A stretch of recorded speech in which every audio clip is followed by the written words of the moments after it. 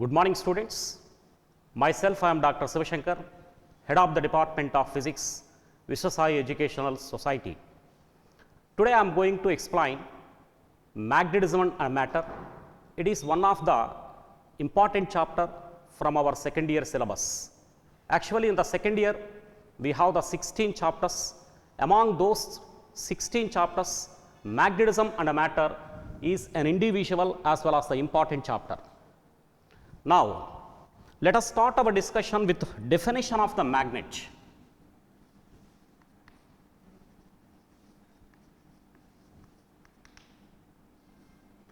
In our daily life, we are hearing number of times about the magnet.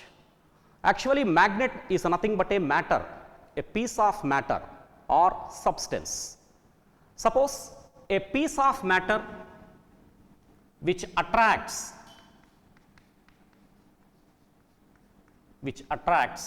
other materials like iron, cobalt, nickel and so on.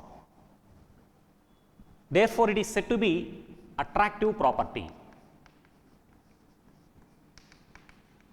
This is said to be attractive property. Similarly, is a piece of matter.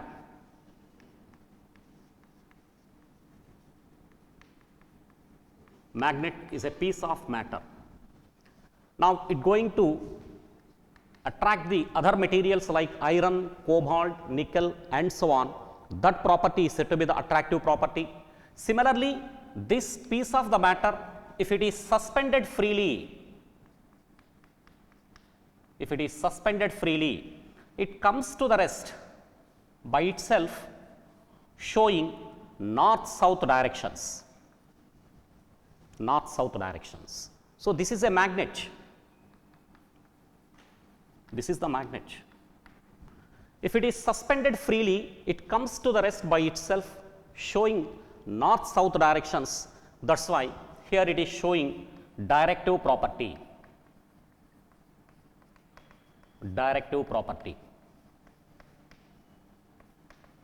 Now, finally, let me give the definition of the magnet. So, magnet is nothing but a piece of matter or substance,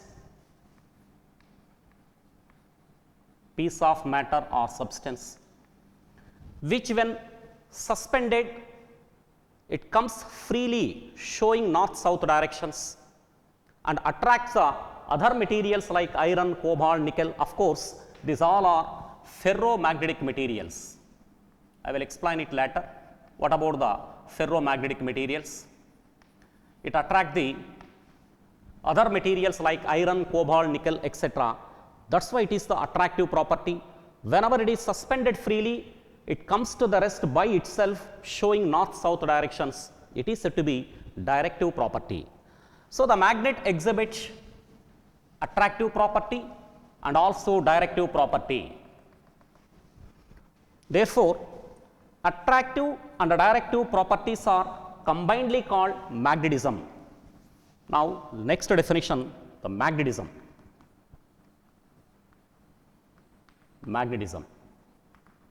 So, what is the definition of the magnetism? Magnetism means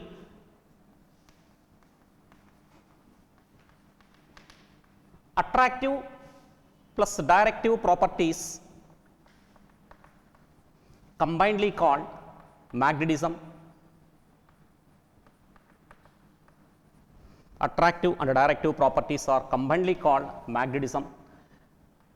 The materials which exhibits the magnetism, those materials are called magnets or magnetic materials, right? The materials which exhibits both attractive property as well as the directive property, it is combinedly called magnetism, and the materials which exhibits attractive and directive properties are called magnets or magnetic materials, right students? So, this is the definition of the magnet and it is the magnetism. Before that, a few lines about the magnet. The great Greek philosopher Thales, he found an iron ore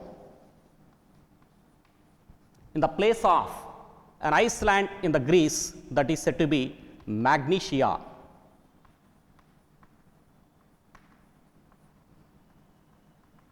That's why this iron ore is named as magnetite. Magnetite. The structural formula of this magnetite, it is Fe3O4. Is a great philosopher, Greek philosopher Thales. He found an iron ore in Greece, Iceland, magnesia, and it is called magnetite. It is named as magnetite. The structural formula of the magnetite Fe3O4. In the olden days, the navigators,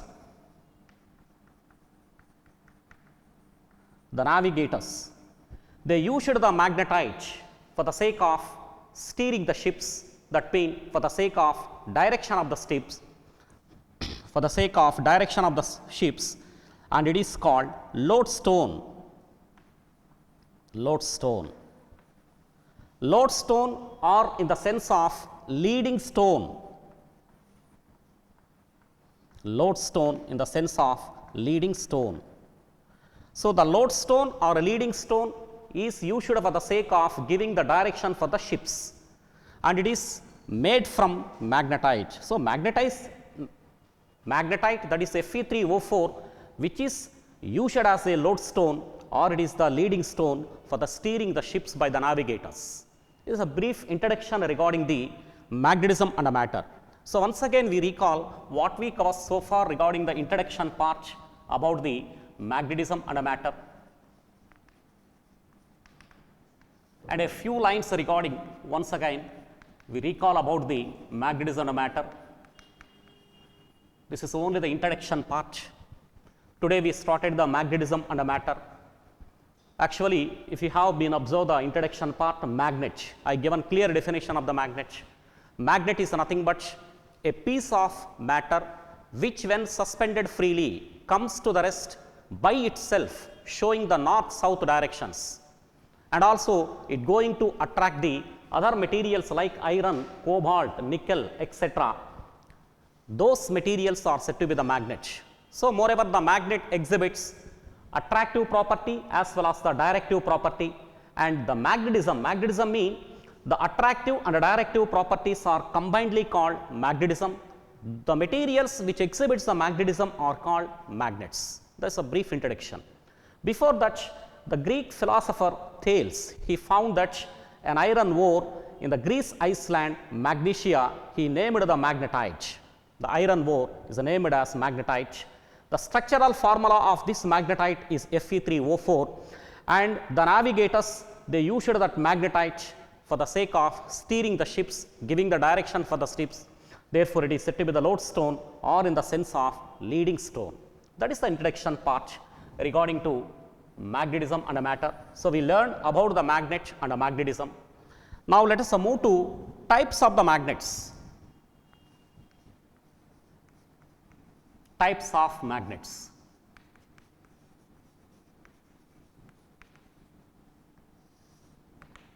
So, usually magnets are the two types. One type of magnets are available in the nature, another type of magnets made by the man, they are the artificial magnets. So, the magnets which are available themselves in the nature are said to be the natural magnets. There are the two types of the magnets, one is the natural magnets,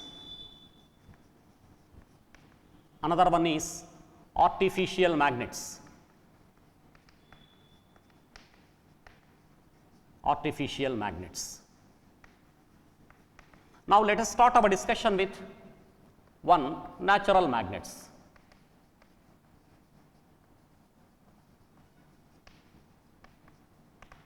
So, the magnets are magnetic materials which are available themselves in the nature, right? The magnets or magnetic materials are available themselves in the nature, they are nothing but natural magnets. If you see the example of the natural magnets, of course, natural magnets are weak magnets. The first natural magnet, just now I said iron ore, that is the magnetite, is ore of iron or iron ore, magnetite. The structural formula of the magnetite Fe3O4, it is said to be the natural magnet. Another one is earth. Our earth is also natural magnet, but both these weak magnets. Both these weak magnets. Keep those lines in mind. Right? So, types of the magnets. There are the two types of the magnets. One is the natural magnet, another one is artificial magnet. Natural magnet means the magnets which are available themselves in the nature are nothing but natural magnets. So, generally magnetite is an iron ore. Structural formula of the magnetite Fe3O4. Second one is the earth. Earth is also natural magnet, and both these are weak magnets. Of course, natural magnets are the weak magnets. Second one, artificial magnets. So, artificial magnets are nothing but the magnets which are prepared through artificial techniques or artificial methods. They are nothing but artificial magnets, right. So, once again see the definition of artificial magnets. Artificial magnets mean the magnets which are prepared through artificial methods or artificial techniques. Those magnets are said to be artificial magnets. Example for artificial magnets: bar magnet. Bar magnet. A second one is magnetic needles.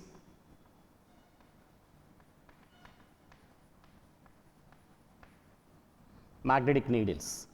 Third one is horseshoe magnet.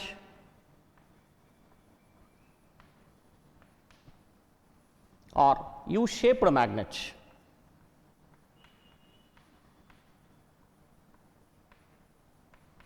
Horseshoe magnet or U-shaped magnet. Let us see once again the bar magnet.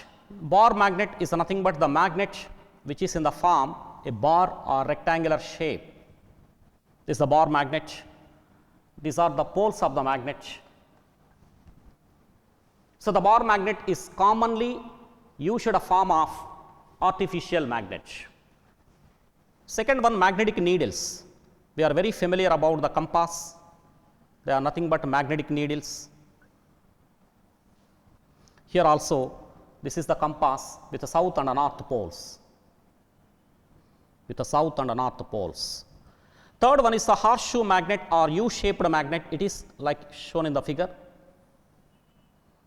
Horseshoe magnet or U-shaped magnet.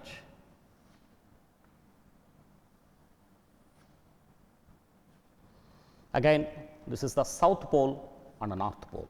These are the things you have to keep in the mind. But nowadays, we find the artificial magnets in the computers, audio headsets, even though in the ATMs, in memory devices, in all the things we use the artificial magnets. So, keep all the things in mind. Uses of the artificial magnets, they are used in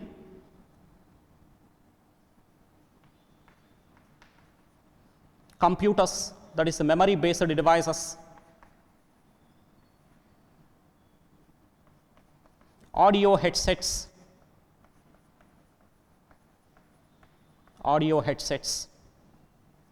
Third one, in ATMs, in case of the credit cards,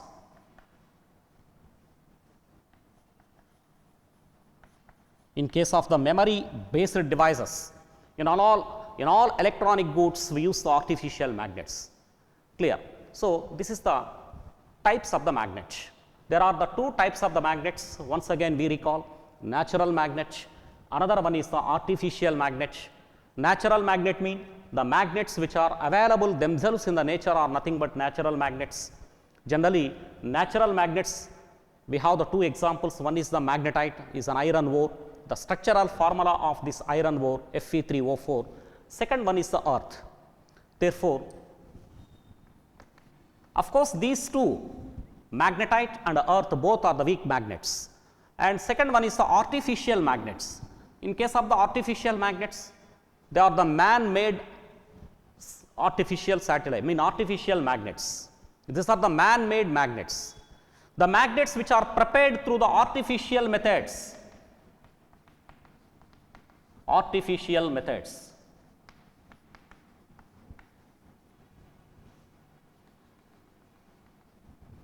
Right. The magnets which are prepared through the artificial methods, they are nothing but artificial magnets.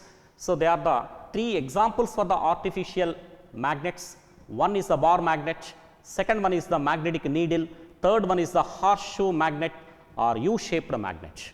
So, these are the types of the magnets. Right students, let us move to another topic. This is only the introduction part.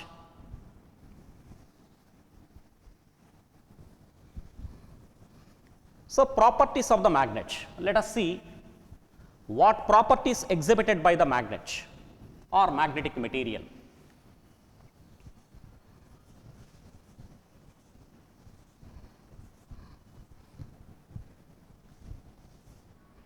So, the next topic is properties of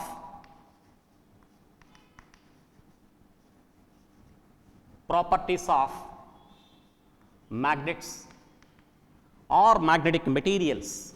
That is the next topic. Magnets or magnetic materials may exhibit different properties. Let us see what are those properties. First property, attractive property.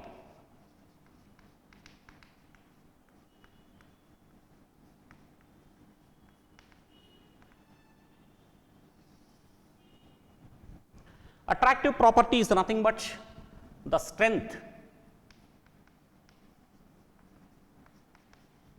or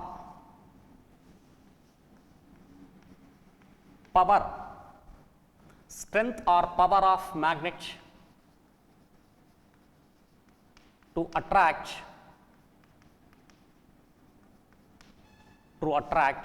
other magnetic materials.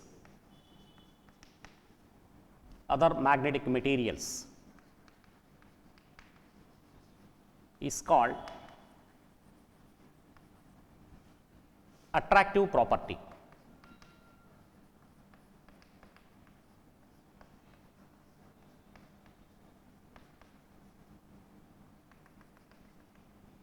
So, attractive property is nothing but strength or power of the magnet to attract the other magnet or magnetic materials is nothing but attractive property. In order to understand the attractive property, let us perform a simple experiment. Assume it is the bar magnet. Is a bar magnet.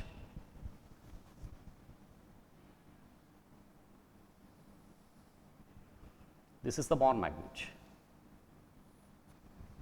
Now, this bar magnet dipped into the iron fillings. Iron fillings mean iron dust.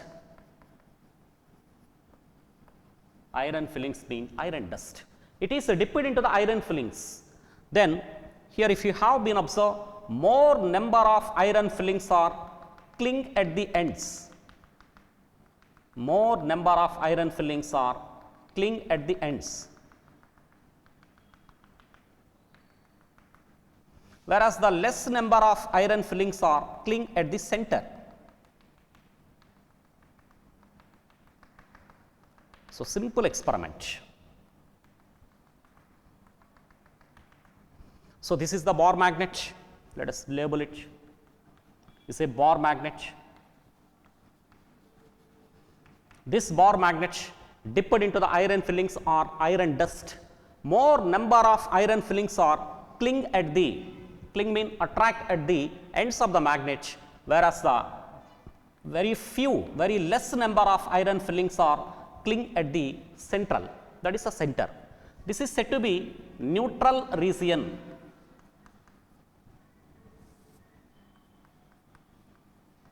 This is the neutral region. In this neutral region, there is a minimum attraction. Keep that point in mind, minimum attraction. Whereas at the ends of the magnet, if you have been observed at the ends of the magnet, maximum attraction, both ends at maximum attraction, right. When a bar magnet dipped into the iron fillings, more number of iron fillings are cling at the ends, whereas at center very few cling at the center. That means the attraction power is more at the ends of the magnet rather than at center. Keep the line in mind. The attractive power, the attraction power or strength of the magnet is more at the ends rather than at center. Therefore, the strength or power which is located at end of the magnet, these are said to be poles. That means attraction power is more at the poles of the magnet. Clear? So, assume the bar magnet. So, where the strength or power of the magnet is more at ends of the magnet, but not center. Central is nothing but a neutral region, that is said to be minimum attraction, whereas the maximum attraction, this is the maximum attraction, here also maximum attraction. Maximum attraction at the ends, minimum attraction at the center, that center is said to be the neutral region. At the neutral region, very few iron fillings are cling. And moreover, the attractive power or strength of the magnet is more at the ends rather than at center. Therefore, the power or attraction is located at ends of the magnet, those ends are said to be the poles. Therefore, for every magnet there exist two poles, pair of opposite poles. Let me explain now. This is the attractive property. Similarly, let us move to another property, second property, that is the directive property. Directive property. And if you see these diagrams,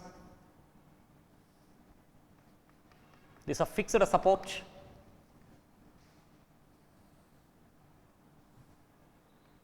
this is the bar magnet,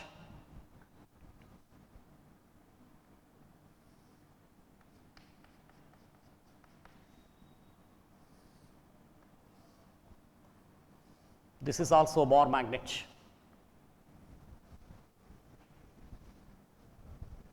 One diagram is sufficient. So, for the attractive property, I have explained the power strength is located at the ends. When a bar magnet suspended freely, suppose it is the geographic south, this is the geographic north. I said in the definition, when a magnet suspended freely, or when a magnet suspended freely, it comes to the rest by itself, showing the north south directions. Suppose the bar magnet here it is suspended. Now, it is comes to the rest showing the north south directions.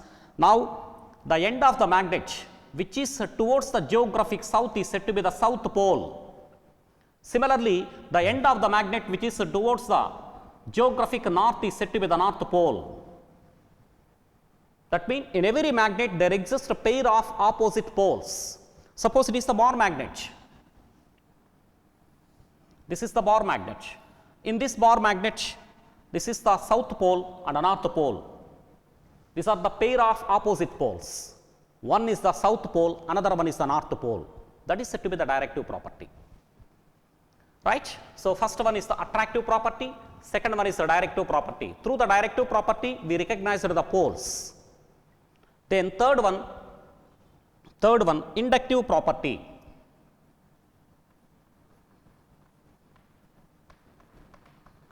Inductive property.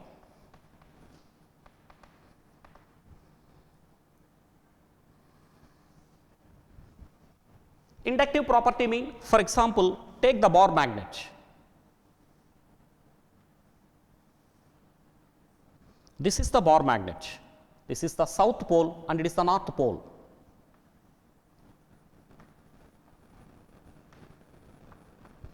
This is the bar magnet. When a non-magnetic material, this is the non-magnetic material, suppose an iron bar, non-magnetic material, this is an iron bar, this is a bar magnet. when a bar magnet brought nearer to the non-magnetic material, that is an iron bar, the nearer end of the bar magnet, which is becomes the opposite pole. This is the south pole and it is the north pole. Because, so when a bar magnet which is brought nearer to the iron bar, so here due to induction it attract the iron bar. After some time this is also become the magnet, but which pole induces the nearer end of the bar magnet? That is the opposite pole. For example, if it is the south pole, obviously it is the north pole. Keep those lines in mind. Now, between the north pole and the south pole, there exists an attractive property, that is an attraction. So, here we have the one magnet, another one is the iron bar. When bar magnet brought nearer to the iron bar, this is also become a bar magnet, that is only due to induction. That is said to be the inductive property. Therefore, when bar magnet brought nearer to the non-magnetic material or iron bar, opposite pole induces in the iron bar or non-magnet. That is said to be inductive property, but between these two, attraction.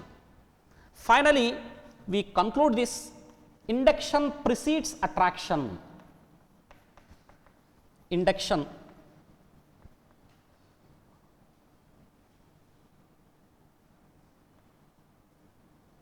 precedes attraction.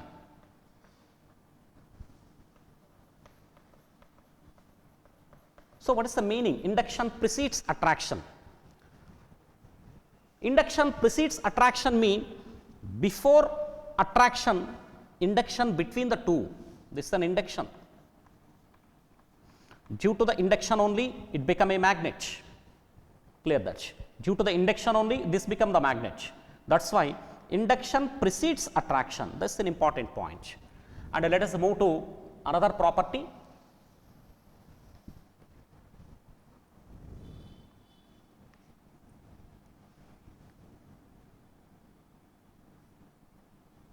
So, magnetic poles or opposite poles exist in the bar magnet.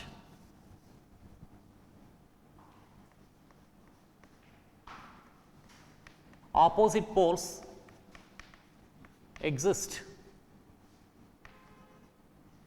in a magnet or bar magnet.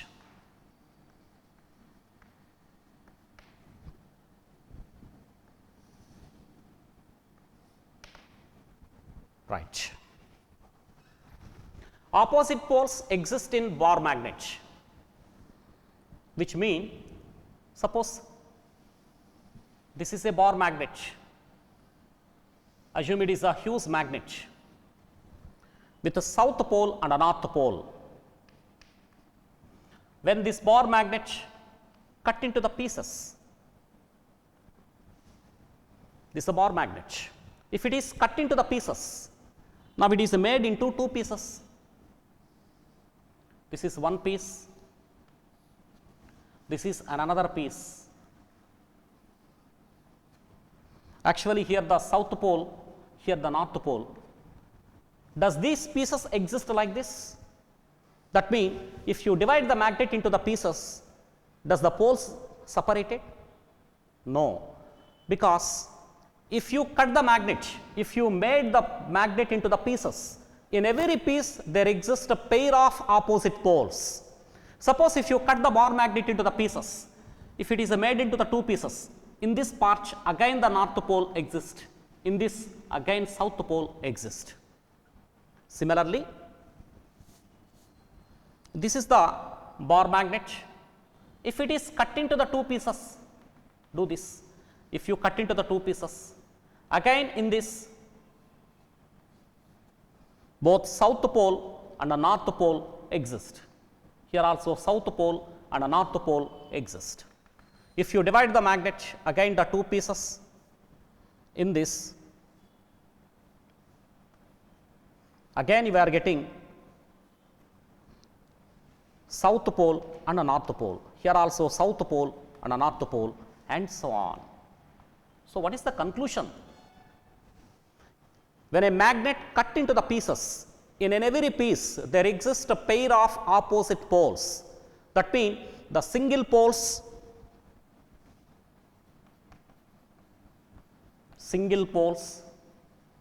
or monopoles or isolated poles. Isolated poles do not exist. Keep that line in mind. That means when a bar magnet cut into the pieces, in every piece there exists a pair of opposite poles such that single poles or monopoles or isolated poles do not exist. But for the sake of mathematical calculations, for the sake of magnetic phenomena, to understand the magnetic phenomena, sometimes we assumed the single poles or monopoles or isolated poles, but practically single poles do not exist. Keep those lines in mind, and we have clear explanation. That means single poles do not exist. That is clearly explained by electron theory. Electron theory proposed by the Ewing, and the molecular field theory. Molecular field theory proposed by the Weber. Right? Evidence of this explanation given by the electron theory of magnetism proposed by the Ewing, molecular field theory proposed by the Weber. So finally I conclude this: opposite poles exist in every pair of the magnet. That means when a bar magnet cut into the pieces, in every piece there exist pair of opposite poles. Keep those lines in mind. That is the fifth property. And let us move to sixth property.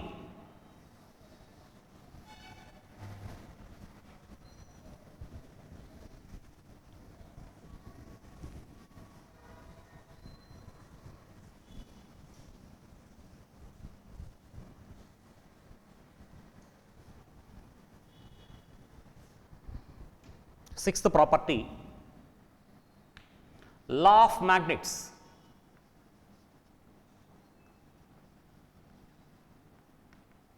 Law of magnets, or it is said to a Diffe's law. Diffe's law. According to the law of magnets or Diffe's law, like poles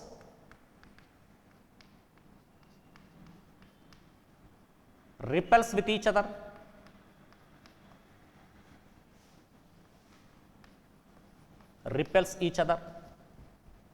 and unlike poles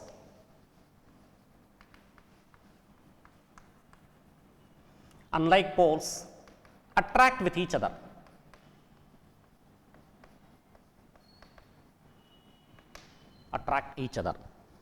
So let us show through the diagram. So these are a freely suspended bar magnet.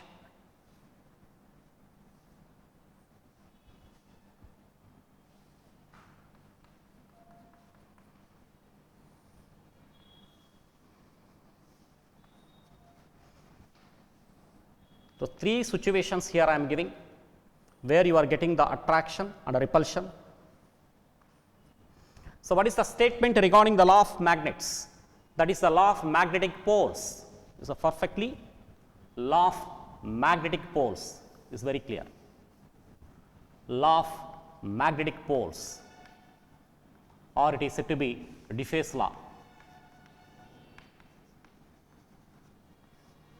Law of magnetic poles or Diffe's law. Like poles repel with each other. Unlike poles are attract with each other. Keep those lines in mind. Assume this is the first case. This is the south pole and a north pole. See, when a bar magnet which is brought nearer to this one, suppose it is the north pole and it is the south pole. So what happened? Between these two, what exists? North and north, repulsion exists. So due to the repulsion, the magnet will rotate that side. Now, in the second diagram, same situation.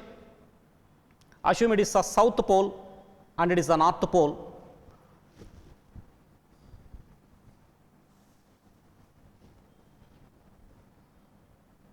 Here I am writing. This is the repulsion. Now, in the second case, again the bar magnet which is brought like this, this is the south pole and it is the north pole. Clear that. South pole and a north pole, between these two also same repulsion. As a result, it moves in this direction. It moves in this direction. In the last case, this is the south pole and a north pole. For example, this is the bar magnet with the south and a north poles. What happened? If you see this, between the south pole and a north pole, there is an attraction. There is an attraction mean it moves like this. Keep those lines in mind. So, this is the law of magnetic poles, and the seventh one, repulsion. Repulsion is the sure test of magnetism. Magnetism. Repulsion is a sure test of magnetism. Before that, once again you see the law of magnetic poles. Like poles repel with each other and unlike poles attract with each other. And during this, suppose it is the bar magnet with the south and a north poles. When a north pole brought nearer to the north pole, between these two repulsion mean it move like this, magnet move like this. And again south pole brought this, between the south pole and the south pole, again the repulsion, the magnet move in this direction. Now, finally, south pole brought nearer to the north pole. Between the north pole and the south pole, there exists attraction. There exists attraction. As a result, what happened? There is an attraction, then the magnet will move in this direction, comes in this direction. Okay, keep those lines in mind. So, repulsion is a sure test of magnetization. So, what do you mean that? For example, assume it is a bar magnet with the south and a north poles, with the south and a north poles. Suppose it is another bar magnet with the south and a north poles. Between these two, attraction exists. Attraction exists. This is first case. In the second case, assume it is the bar magnet with the south and a north poles. Suppose it is an iron bar. Iron bar mean is a non-magnet. Iron bar mean is a non-magnet. So, due to inductive property, opposite pole, that is opposite to this one, opposite pole exists, south pole and it is the north pole. So, between these two, again what exists? Attraction. That means a magnetic pole can attract the another opposite pole or induces the opposite pole and attract that one whenever it is brought nearer to the non-magnet, but their repulsion takes place between the like poles. That is why repulsion is a sure test of magnetism. Suppose if you see, this is the bar magnet with the north and south poles. Again it is a bar magnet with the south and the north poles. Between these two, repulsion takes place. So, repulsion takes place. Finally, we conclude these are the magnets. So, attraction will come in these two cases, whereas in the third case, repulsion will take place. That is why repulsion is a sure test of magnetization. That means two magnets are repelling mean definitely the two poles are opposite poles. Keep those lines in mind. So, in the today's session, we started the magnetism and a matter. Entire in the class, we went through only introduction part. In the coming class, I will explain JEE main applications, and JEE main concepts, everything I will explain. And meanwhile, and once again we recall what we covered so far. Introduction part I said about the magnetism. After the magnetism, types of the magnets we discussed. After that we went through the different magnetic properties. The first property is the attractive property, second property is the directive property, third property is the inductive property. After that I said induction precedes attraction. After that I said law of magnetic poles, and after that I said repulsion is a sure test of magnetization. So, in the coming class I will explain JEE applications and JEE problems regarding to the coming concept, that is the pole strength, magnetic pole strength, magnetic moment, that and all I will discuss in the coming class. Thank you.